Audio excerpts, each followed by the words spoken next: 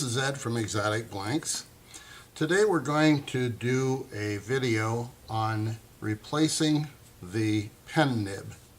Now I know there are videos out there already about replacing the pen nib, but they make it look much more simple than it has ever been for me.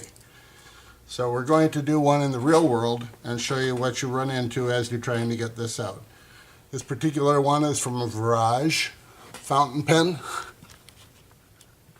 The Virage is no different from most of the fountain pens. They're all going to have about the same way of doing this. First of all, you can unscrew the gold part or whatever color it is. Then you're left with this, which is your housing, the feed, and the nib.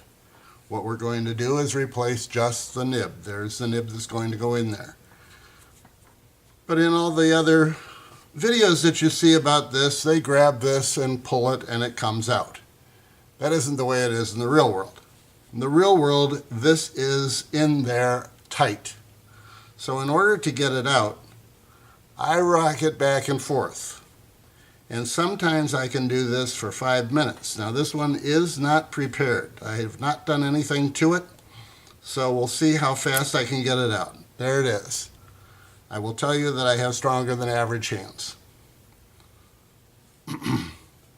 Once it's out, you have the feed system here. All you need to do when you put the new one back in,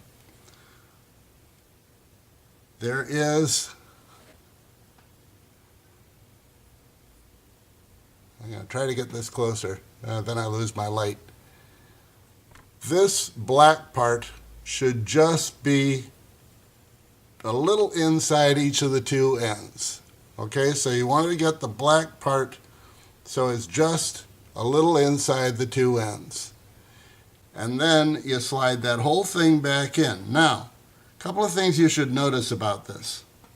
First of all, this base down here is D-shaped. There is a flat.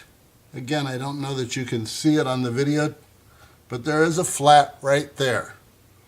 That flat, of course, has to correspond to the flat that's inside the housing. So when you put this back in, what you want to do is take the whole assembly, line it up the way you want it. Your first alignment is not terribly critical because you'll probably have to change it anyway. Look for the flat. As I turn this, I run into the spot that it will go down in, like that. And then it's just a matter of pushing it back into place.